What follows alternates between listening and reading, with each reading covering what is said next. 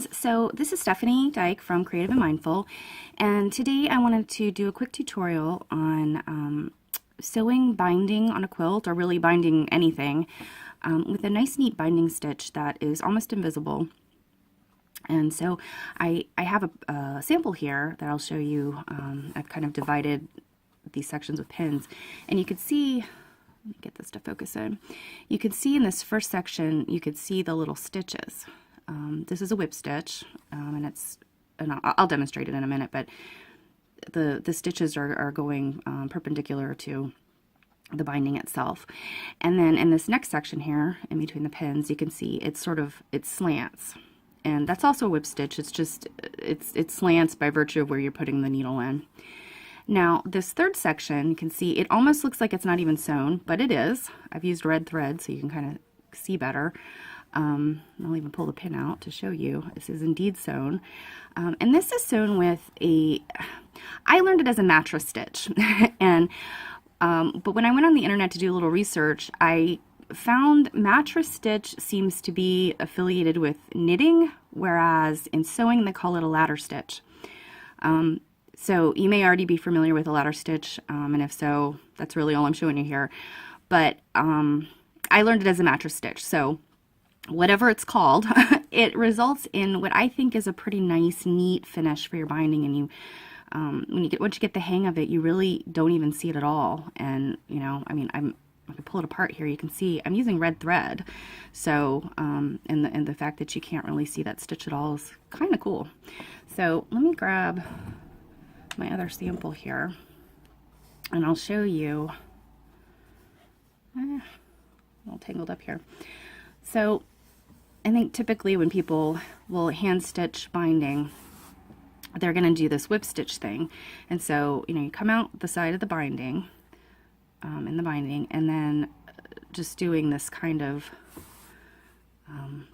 sort of diagonal thing, and put the needle through, and of course it immediately knots.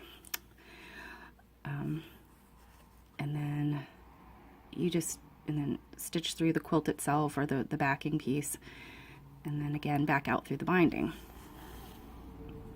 And you can see this creates a stitch where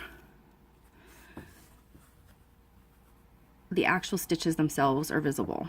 And there's nothing wrong with this. When you get the hang of it and you can do it really nice and neat, it's a great stitch. It looks nice. You know, if I had a thread that matched this binding, you would almost not even see it.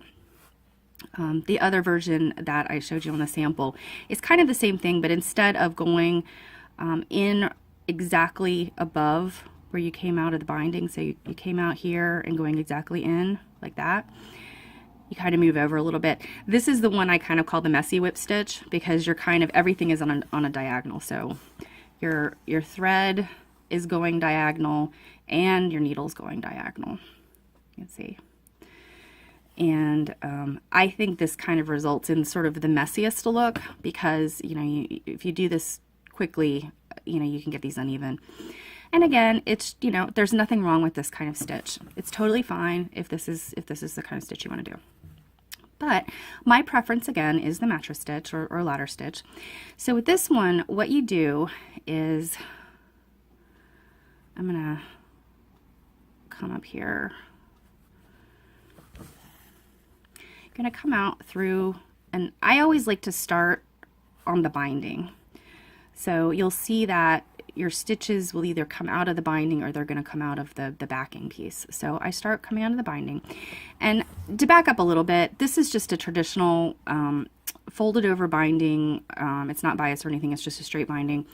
I machine stitched it down. I might have trimmed this a little bit, I can't remember, I made these samples a while ago.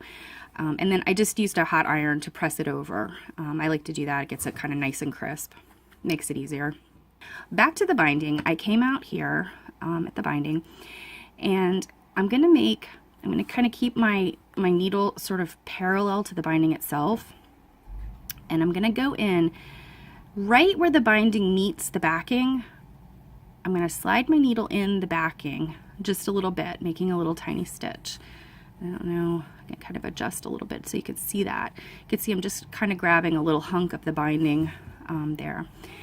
and then pull it through. And now here's another great thing about using this binding stitch is you can kind of make multiple stitches before you pull your thread all the way through with this one.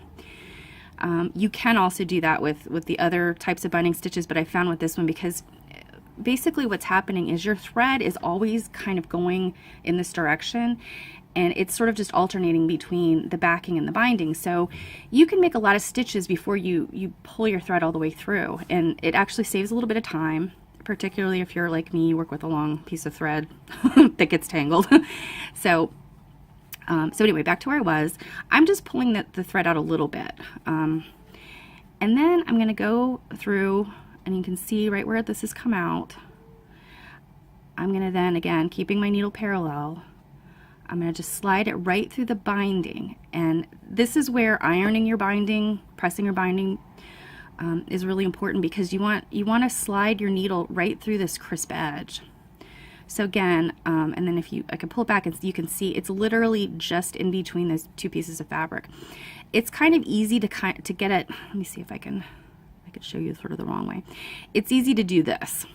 So if you can see where I'm only catching like two sides of the binding there, you want to make sure that you're actually catching, you know, you're getting it all the way through there.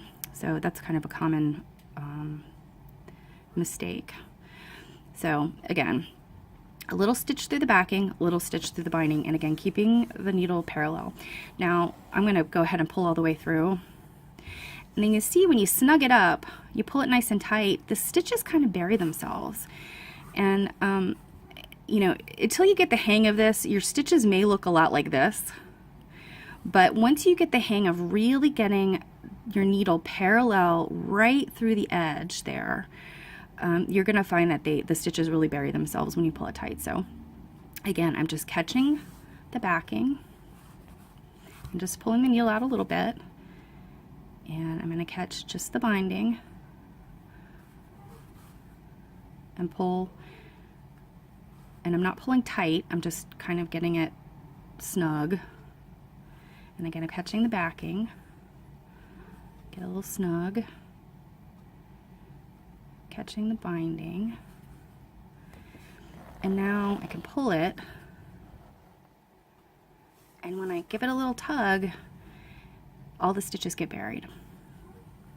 So I'll show you one more time. So again, I like to start on the binding side, and the reason I do that is because this tail of thread will get tangled up if you don't keep it out of the way. So I kind of pull it down, and then again, a little stitch through the backing, and the real key here is keeping your needle parallel with the binding itself, and it's really going right there along the edge.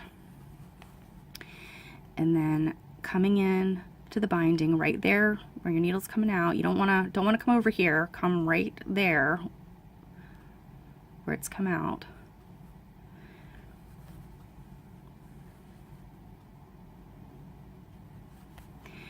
And once you get the hang of this, you can actually go pretty quickly. And I tend not to do more than, say, 4 stitches, because you put a little bit of stress on your thread if you're pulling it all the way through long distances.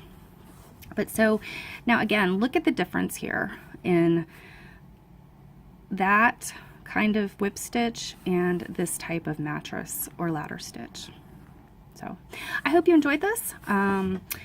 Subscribe to my YouTube channel if you would like, but most importantly, follow me on Instagram at Creative and Mindful. Thanks.